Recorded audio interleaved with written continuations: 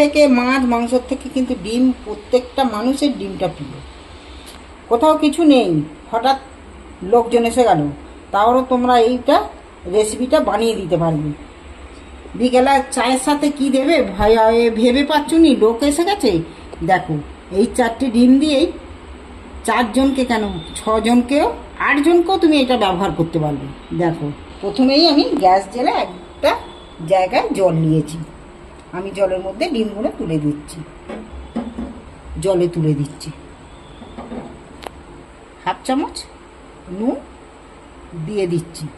আমি এখানে একটা কাঁচি চাপা দিয়ে দিই। আমি এখানে একটা বাটি নিয়েছি, বাটিটায় 2 চামচ 3 চামচ ময়দা নিচ্ছি, 3 চামচ ময়দা নিই, 2 চামচ কর্নফ্লাওয়ার পাউডার নিচ্ছি। এতে স্বাদ মতো নুন দিচ্ছি, একটু লঙ্কার গুঁড়ো দিচ্ছি, সামান্য পরিমাণে একটু হলুদ দিচ্ছি। এইবার আমি এটাকে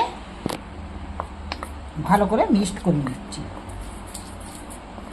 এইবার আমি এটাকে একটু জল দিয়ে মাখবো।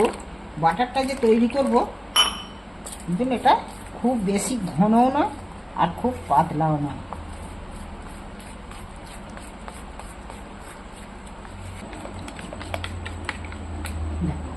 নিয়েছি আমি এখানে মাঝারি সাইজের 3টে পেঁয়াজ। এবার আমি পেঁয়াজগুলো ছাড়িয়ে নিচ্ছি। দেখো 3টে পেঁয়াজকে আমি খোসা ছাড়িয়ে নিয়েছি, তবে এই যে মাথাগুলো একটু বেশি করে কাটতে হয়, কেটে নিয়েছি। এই চিলির মতো করে পেঁয়াজ যেমন চিলি কাটে, চিকেন চিলি হয় সেই রকম এইগুলো এইভাবে পুরোটা ছাড়িয়ে নিতে হবে। পেঁয়াজগুলো একটা একটা করে হয়ে যাবে, দেখছো? এগুলো কিন্তু আগেই ছাড়িয়ে নিতে হবে, তা নাহলে হেলিনি দিতে দিতে ছাড়বে, কিন্তু হেলিনি দিতে কেউ ছাড়বে আবার কেউ রয়েও যাবে। এইভাবে আমি একটা একটা করে ছাড়িয়ে নিচ্ছি। মোটার কাজগুলো একটু বেশি করে কেটে দিলে তাহলে পেঁয়াজগুলো খোল থেকে ছাড়বে ভালো। পেঁয়াজগুলো এবার আমি এই ক্যাপসিকাম লঙ্কাটা কেটে নিচ্ছি।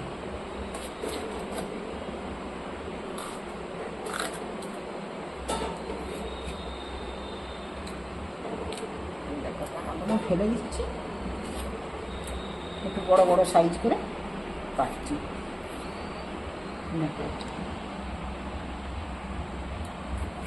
ডিমটা সেদ্ধ হতে হতে আমি এগুলো সব সাইজ করে কেটে নিচ্ছি। এখানে আমি পেঁয়াজ, ক্যাপসিকাম লঙ্কা, কাঁচা লঙ্কা, দেখো 8-10টা কাঁচা লঙ্কা নিয়েছি, আর এখানে ছোট ছোট করে রসুন কুচিয়ে নিয়েছি, আদা কুচিয়ে নিয়েছি। এবার ডিমটা যে সেদ্ধ বসিয়েছিল, দেখি 8 মিনিটের মতো হয়ে গেছে। আমি নামিয়ে ফেলছি ডিমগুলো, একটা ডিম ফেটে গেছে। দেখো ডিমগুলোকে আমি পিস পিস করে এখানে কেটে নিয়েছি। 4টে ডিম বসিয়েছিল, 4টে ডিমের একটা ডিম কিন্তু আমার ফেটে যে নষ্ট হয়ে গেছে, এটা বাদ। এগুলো দিয়ে আমি বানাবো আজকে। কড়া বসিয়ে দিয়েছি। এখানে আমি একটু সরষের তেল একটু বেশিভাবেই ব্যবহার করছি।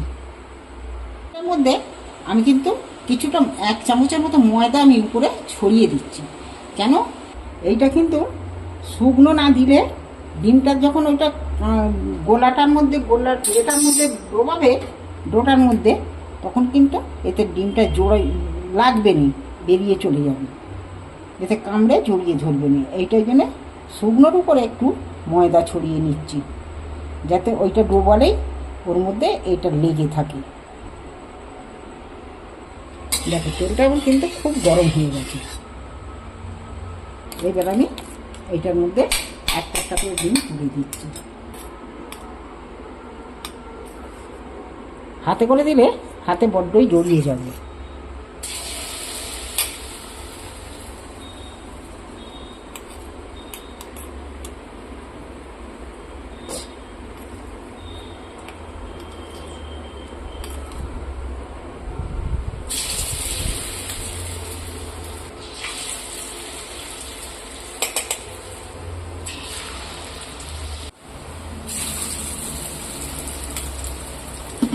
দেখে একটু উল্টিয়ে দিচ্ছি।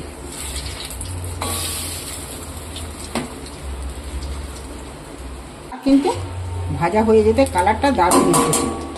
তুলে নাও, আমি এটা করেই তেল ঝাড়িয়ে তুলে নিচ্ছি। দেখো কালার কিন্তু খুব দারুণ এসছে।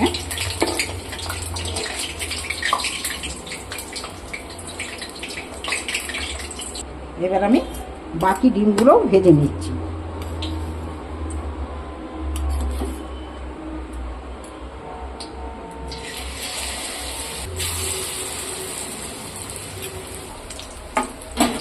দেখো এটা যে ফাটিয়ে দেখাচ্ছি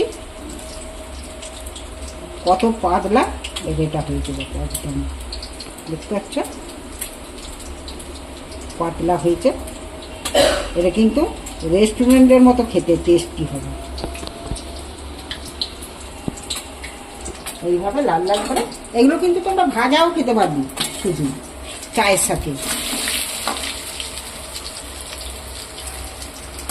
3টে ডিমের কতটা হয়েছে দেখো। তেলের মধ্যে এখানে আদা কুচোনা রসুন কুচোনা, আমি এটা দুটোই একসঙ্গে তুলে দিচ্ছি।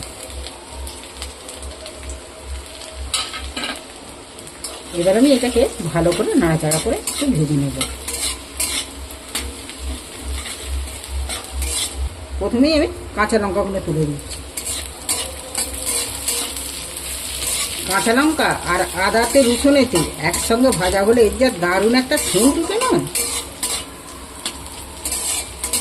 কাঁচা লঙ্কা ব্যবহার করলে কিন্তু চিড়ে করবে, যেন কাঁচা লঙ্কা গোটা দিয়ে ফেলুনি, তাহলে ফোটে কিন্তু এই গরমের সময় ছ্যাঁক লাগার ভয় আছে। এবার আমি পেঁয়াজগুলো তুলে দিচ্ছি,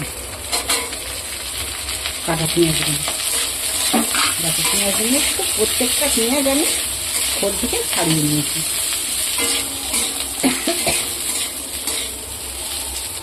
এখানে কিন্তু আমি ক্যাপসিকামগুলো তুলে দিচ্ছি। এইবার একটু হালকা আঁচে নাড়াচাড়া করতে থাকবে। এখানে দেখছি আমার পেঁয়াজারে কিন্তু অনেকটাই নরম হয়ে গেছে। এখানে আমি সস ব্যবহার করছি।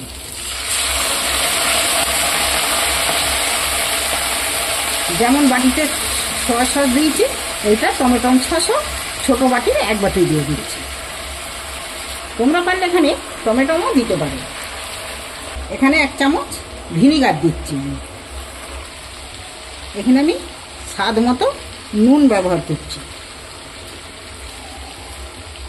সামান্য একটু চিনিও দিচ্ছি, কেন একটু ঝাল ঝাল একটু মিষ্টি মিষ্টি খেতে লাগবে। সামান্য আমি একটু জল দিচ্ছি, এটাতে একটু সেদ্ধ হবে।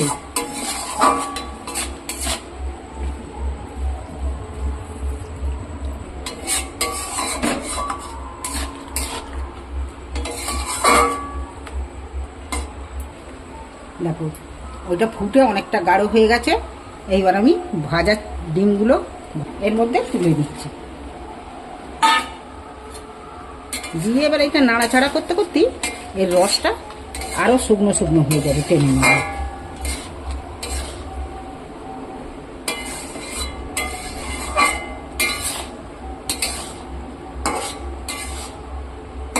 এইভাবে বাড়িতে একবার এগ চিলি বানিয়ে খাও। ভালো লাগলে আমার চ্যানেলটা অবশ্যই সাবস্ক্রাইবার করে দিও।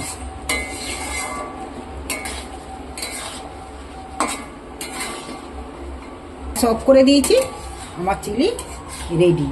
এইবার তুমি গরম গরম ভাতের সাথে রুটির সাথে পরিবেশন করো।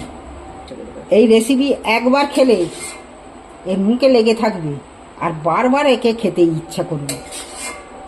এখানে আমি গ্যাস জ্বেলে দিয়ে একটা জায়গা বসিয়েছি, তিলটাকে আমি একটু ভেজে নিই। কাঁচা দিলে তার টেস্ট লাগবে না, ভেজে দিলে এটা টেস্ট লাগবে, যার ফলে আমি এটা ভেজে নিচ্ছি।